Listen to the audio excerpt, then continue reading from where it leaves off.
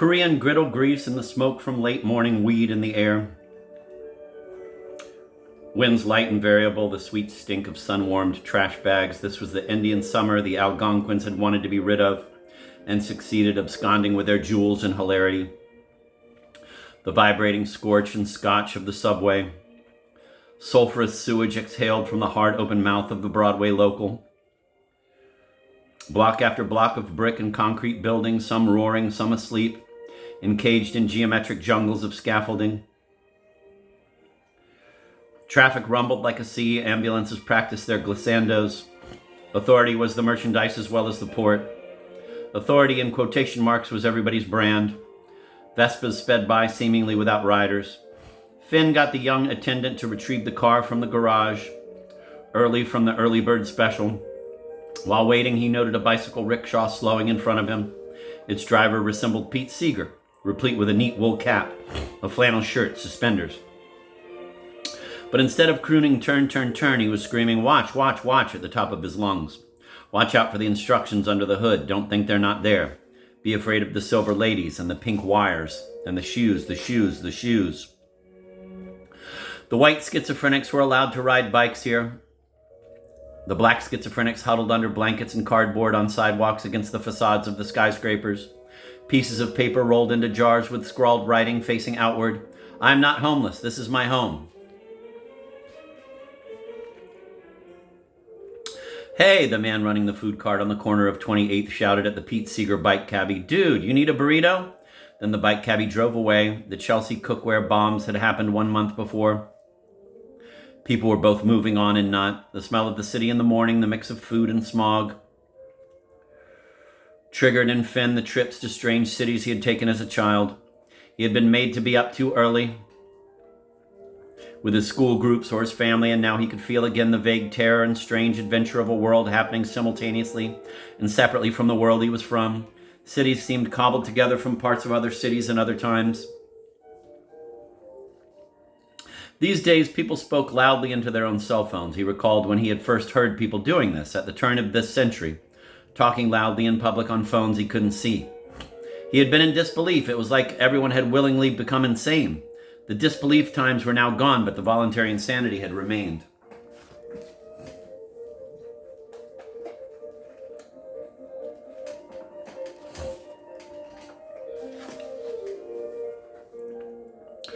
He thanked the valet with a 10, then headed out. He no longer knew his way around what he called No York, all these neighborhoods telling him no, no-ho, a guffawing denial. No Mad, where he was staying. Of course, that was where he was staying. No Lita. Didn't he date her in high school? Or rather junior high? A joke had to be revised, polished, rubbed until the genie got out, ran off, and it just wasn't funny anymore. His Airbnb was in an industrialized zone of Chelsea, and the city jackhammers had kept him up until 2 a.m. They were allowed to blast away all night as if no one actually lived or slept there. He took large swallows of coffee and tested his sanity every morning the way he did when not on the road. He took out his laptop and replied to the online Times editorials and waited to see if his reply was actually posted. In this manner, he could tell, roughly, how deranged he was that day. He had learned to begin with a compliment to the author of the piece. If he started with, Frank Bruni should go back to reviewing restaurants, it disappeared into the ether. But if he began, Frank Bruni is brilliant, yet, they posted it.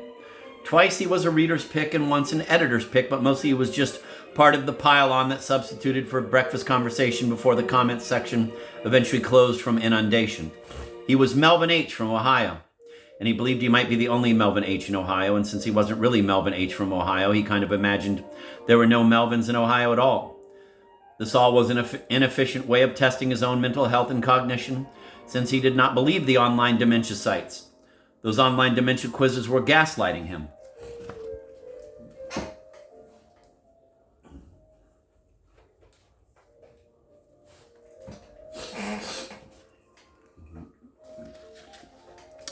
In the back of his car was his landlady's disposable cat box. Before he'd left Navy Lake yesterday morning, she had asked him to take it with him and dump it somewhere. Really? Finn had asked. Any trash bin will do. Just drive away quickly. I don't know the precise regulations. But Finn had not pulled over. He had driven straight from Illinois, most of the time forgetting the thing was back there, because he always forgot what was back there. But once in a while he heard it. The box slid along the back seat of his Subaru. On a sharp turn, it slid to the other side across the seat and banged up against the door. Driving toward the Bronx was a nightmare, but cheaper than a cab. His GPS attempted to redirect him, and all was improvisational. The coils of concrete ramps were a mad nest for some giant bird in a horror movie.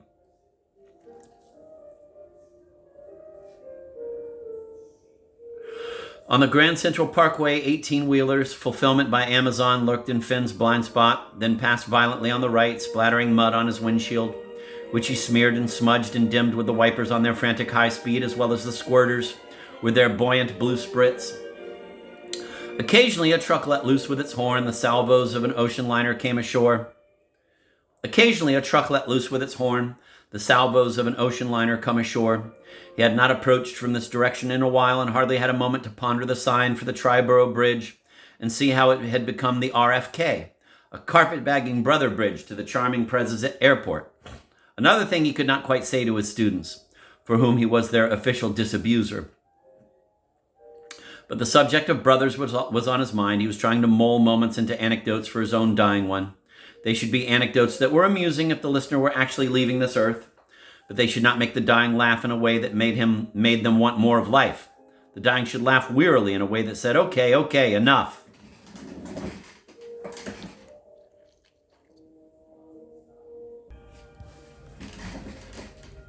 A tough assignment. He was a teacher but didn't really believe in assignments at all, let alone tough ones. Why should anyone have to leave after a day of school only to go home and do more work?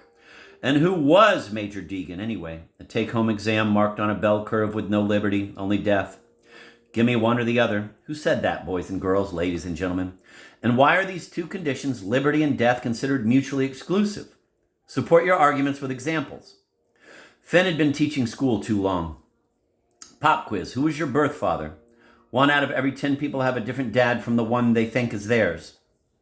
Finn himself believed he and Max were only half-brothers. How else to explain both the love and the non-comprehension? A pairing that dogged him. Chalk and cheese. This was his own private theory. Their mother had been, well, romantic.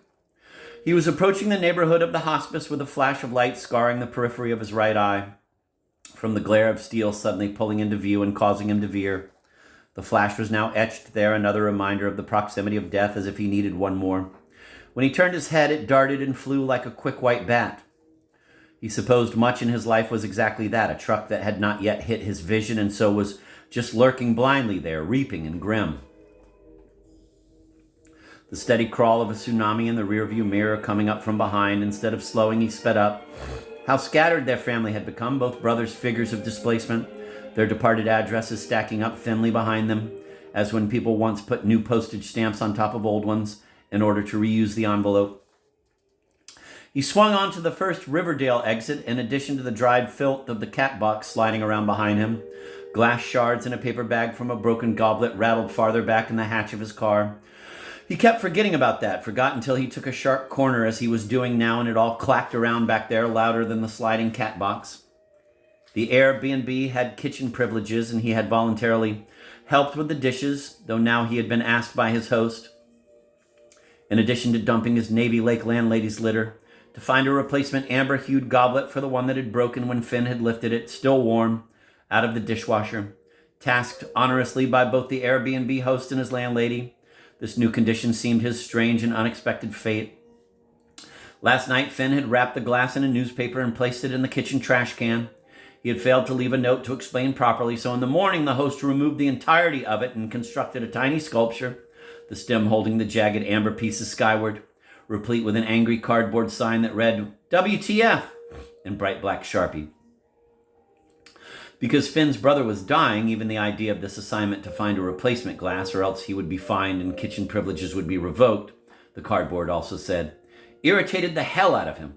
By emptying the dishwasher, he had only been trying to help, though he'd been trying to do that his whole life. He had moved out of his Navy Lake condo with Lily so she could have the time to think, which she'd requested, and now he had a landlady's litter box in his car. Then this morning, the note he received alongside the broken glass, which included the request, look at the photos on the crystal sites. Perhaps you'll find a replacement online among the special crystal, but you will probably have to look in all the fine glassware shops. I can't remember where I bought it, but I absolutely cannot entertain without a matching replacement glass. Look at the photos on the crystal sites?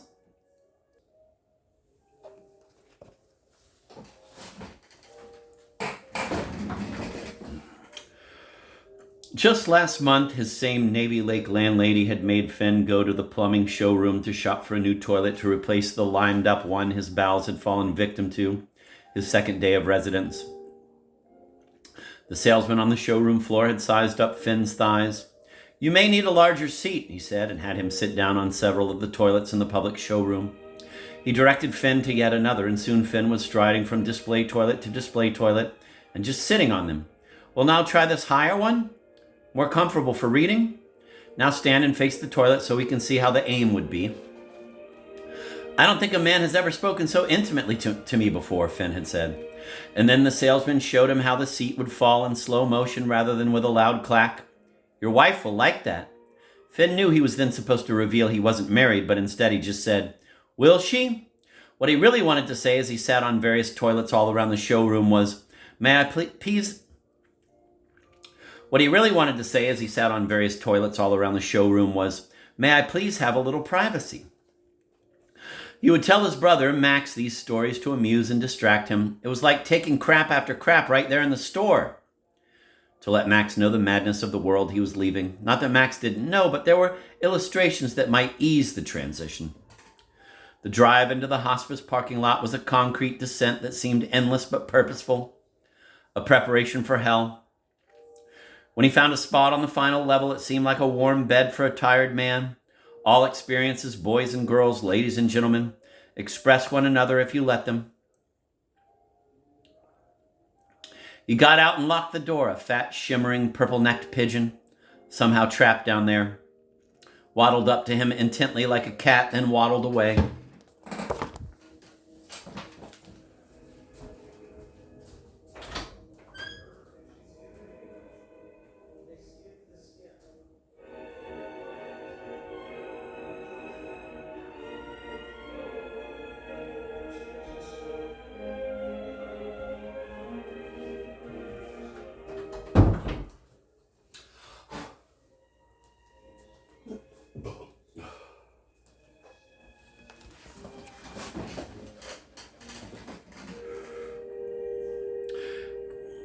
He got out and locked the door, a fat, shimmering, purple-necked pigeon somehow trapped down here, waddled up to him intently like a cat, then waddled away.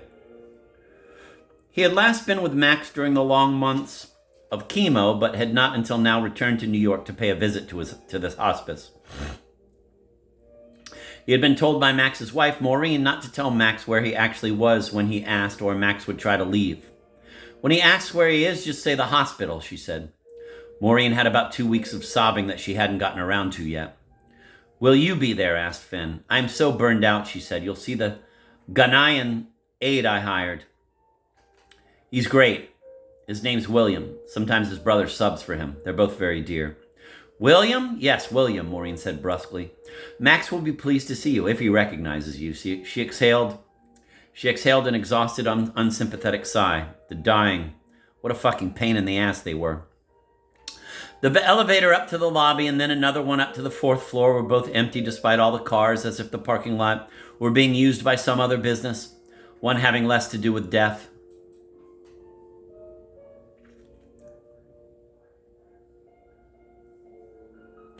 He was looking for room 403. He passed through a corridor of photos of Tony Randall, Madeline Kahn, John Lindsay, as if the place were a restaurant, and was proud of all the people who had died there. There was no security stopping him at a desk in the hall. What did they need protection from in a place like this? Some visitor who would kill them all with a flu caught on a carnival cruise? Or some recent retiree who'd spent his pension on stockpiled weapons might burst in and blow them all away? That would be a godsend and would open up some beds. At 403, he stood in the doorway. It had been painful, psychically injurious, to walk through that hallway, let alone into a room such as this one. The door, this door of death, was one you passed through and could not turn around and go back out through, whether you were witness or performer. Though, of course, he and Max would both go back out of it, but only in a bodily way. Everywhere was the smell of alcohol pads, pine sol, and the pesto scent of old urine. He had heard of hospices with views of the sea. This one had a view of a towering brick building across the way. He saw the Ghanaian aide, a mere boy no older than 15, surely, sitting in a chair. "Hey," said Finn. "Are you Max's brother?" "Yes," Finn said dumbly, not moving. The hospice gave everyone their own room. Dying was private, but perhaps the mortally ill needed company and should all be together sleeping in the same room. When one person died, it was a tragedy. But when 2 or 3 people were dying together, it had a chance of becoming a comedy. Not a big chance, but some. Half. Less than half, probably.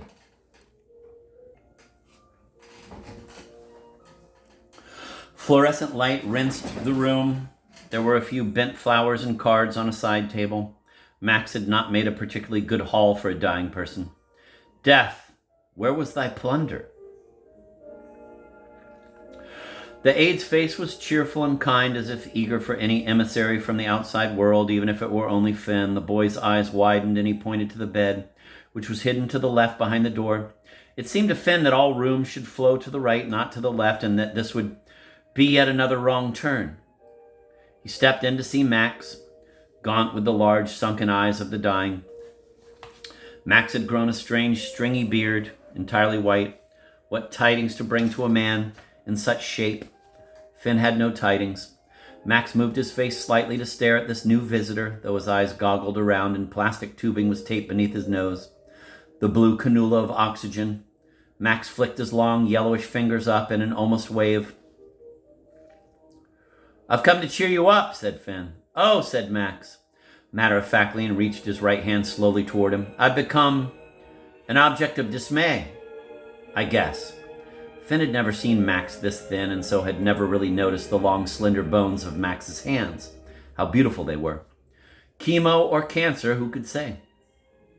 Had eliminated not just the hair on his head, but the sprinkle of moles on his neck. His skin was buttery. He had the smooth hue of an apricot.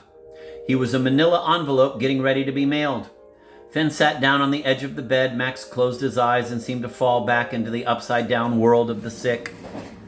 Would you like a chair?" asked the aide, bringing one. What was his name again? William?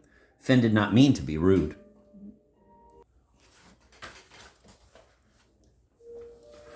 "Oh, I'm good, thanks. Actually, yes, a chair would be nice." He pulled the chair close and sat in it. He would speak to the aide later, turning his attention to Max. He summoned up the longest sentence he could think of. "Remember how Dad would always begin every conversation with telling you what route he had taken to get there? How there'd been a route he had originally planned to take, but how those plans were foiled by construction. And then he'd tell you the routes he used to take back in the day, and how he took this particular outlined route this time, and he would recite all the exits and the highways along with the weather." Max smiled a little. "Do." His stare sometimes fixed itself pensively into the middle distance, as if he were looking into his own grave. But he had always done that, even as a kid.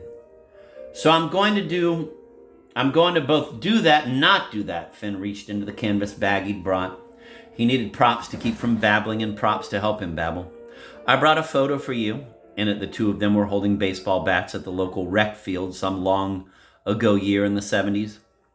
He had put it in a cheap brass frame and now made room for it to stand on the bedside table amidst the plastic tumblers and the uneaten applesauce.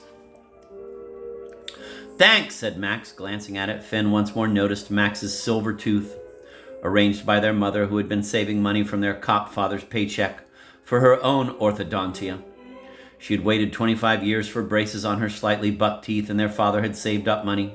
But there was not enough money to keep Max from having a silver tooth his whole life, from when he had chipped it in a fall off his bike and onto the sidewalk when he was 9. It had never been bonded or capped with anything lifelike.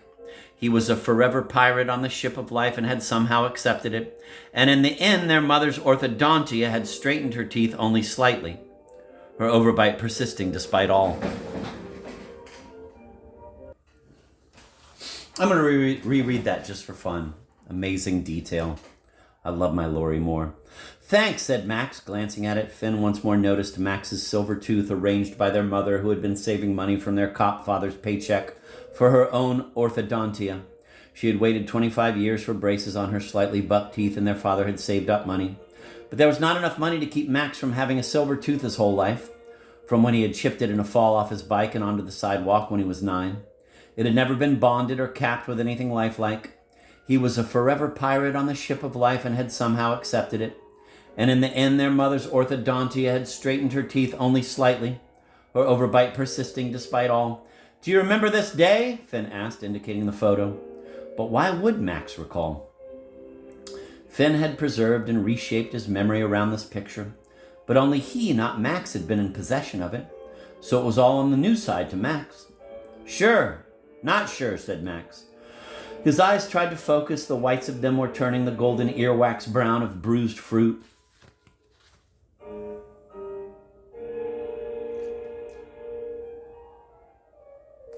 Tryouts, said Finn stupidly, and now he would drop the subject. He would sit next to Max and do the harder work. He would say, Brother, how art thou? Don't be afraid. You were loved. You were an excellent brother. Would he really say those words and in the past tense? Or just think them but forget to utter each and every one? Since they both had failed at everything else, he would say, Always know you are a good brother. Though he did not even believe in such terms. Good. What is good? Good mother, good father, good brother, good sister. All this usually meant was that you got lucky. Someone had gotten someone into a good college. All it meant was that your zip code was a fortunate one and your metabolism was not bollocksed. It did not mean you had found your brother's drug dealer and shot him in the kneecaps.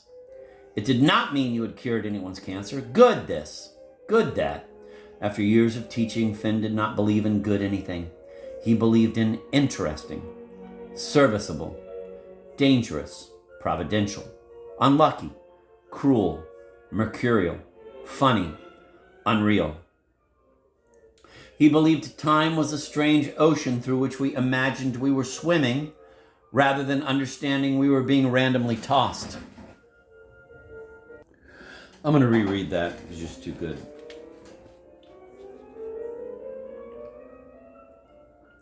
Sure, not sure, said Max. His eyes tried to focus. The whites of them were turning the golden earwax brown of bruised fruit. Tryouts, said Finn stupidly, and now he would drop the subject. He would sit next to Max and do the harder work. He would say, Brother, how art thou? Don't be afraid. You were loved. You were an excellent brother. Would he really say those words and in the past tense? Or just think them but forget to utter each and every one? Since they both had failed at everything else, he would say, Always know you were a good brother, though he did not even believe in such terms. Good. What is good? Good mother, good father, good brother, good sister. All this usually meant was that you got lucky, that someone had gotten someone into a good college. All it meant was that your zip code was a fortunate one and your metabolism was not bollocksed. It did not mean you had found your brother's drug dealer and shot him in the kneecaps. It did not mean you had cured anyone's cancer. Good this, good that. After years of teaching, Finn did not believe in good anything. He believed in interesting, serviceable, dangerous, providential, unlucky, cruel, mercurial, funny, unreal. He believed time was a strange ocean through which we imagined we were swimming rather than understanding we were being randomly tossed.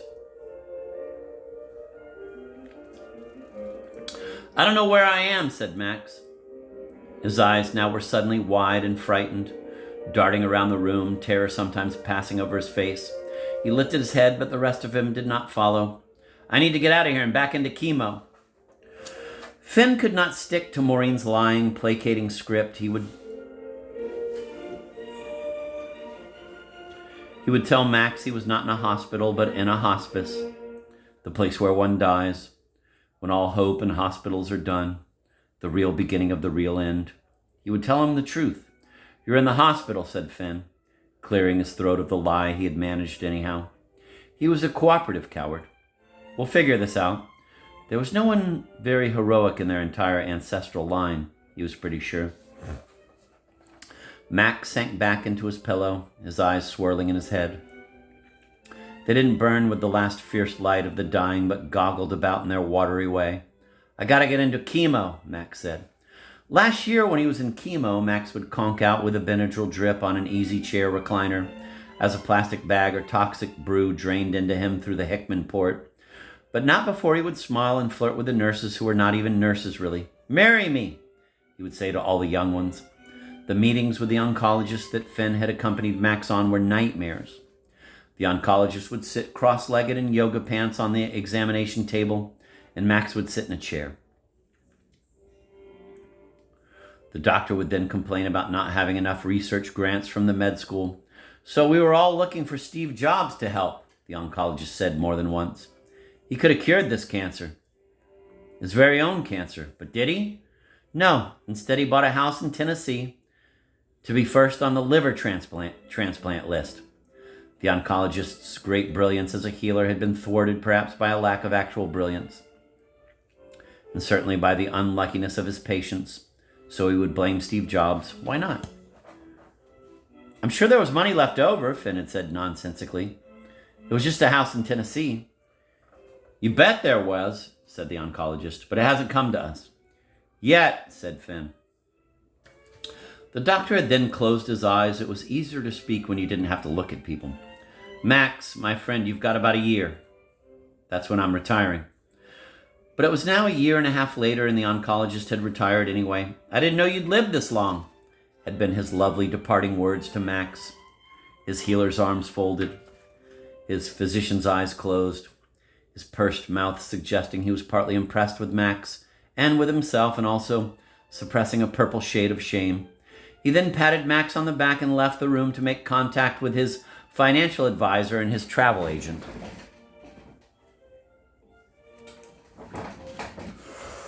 Now at the hospice, the Ghanaian aide came back in with yet another chair. I'm Jonathan, said the boy, thrusting his hand out. Finn took it. I'm William's brother. I'm Max's brother, said Finn daftly. Yes, I know. How old are you? Asked Finn. He was now concerned for the boy. A mere boy in a room of death with adults who didn't know what to do. How could a child know when the adults did not? 16. Are you too young for this job? It's a heavy job. They asked me that when I interviewed, but in my country we see death differently. Oh my God, who had told this child to say that? We see it as part of life.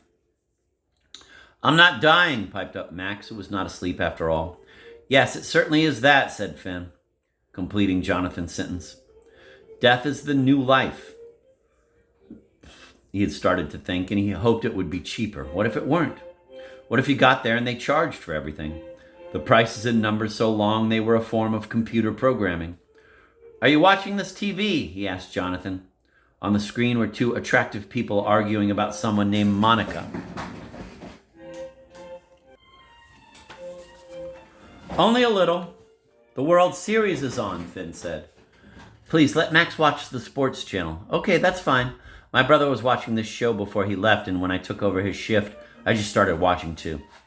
If Finn could get Max watching the World Series, Max would will himself to stay alive until the bitter end. He would watch every game. It wouldn't even matter which team he was rooting for. Though if the Cubs could win, that would be good. Finn had forgotten, of course, whether the Cubs had even made it this far. He didn't like baseball the way Max did. More fodder for the half-brother hypothesis. But the nonsense of sports was preferable to most other nonsense. I'll be back, said Jonathan, walking backward out the door. Finn glanced up. The Cubs and the Indians are playing, he said. No Cardinals? Asked Max. The Cardinals are long gone. Kansas City Royals long gone, but the Cubs are in it. I'm not doing very well cheering you up. Skay, it's good. Cubs are good. Maureen hates them all. When she's here, she's constantly looking at her watch. No one wears a watch anymore. She's looking at her phone.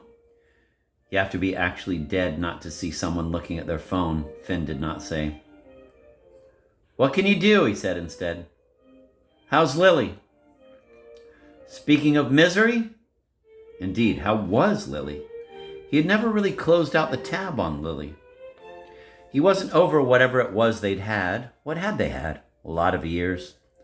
Finn cleared his throat as if it were full of notepads and paper scraps. I feel demolished every time I see her, he said, sounding lovelorn and ridiculous. She too was miserable, but since I've moved out to give her space she requested in a loud voice, by the way, at long last I don't feel completely responsible for her, and I see her less. So I'm ostensibly more myself, or building back up that way, which may or may not be a good thing. Detach with love, say the lovers of alcoholics. Let's go to the bar, say the lovers of alcohol. How do you know she's miserable? Lily had always admired Max. His life is kind of shit, she used to say. Crummy job, iffy marriage. Yet he still looks after you. He's still the older brother.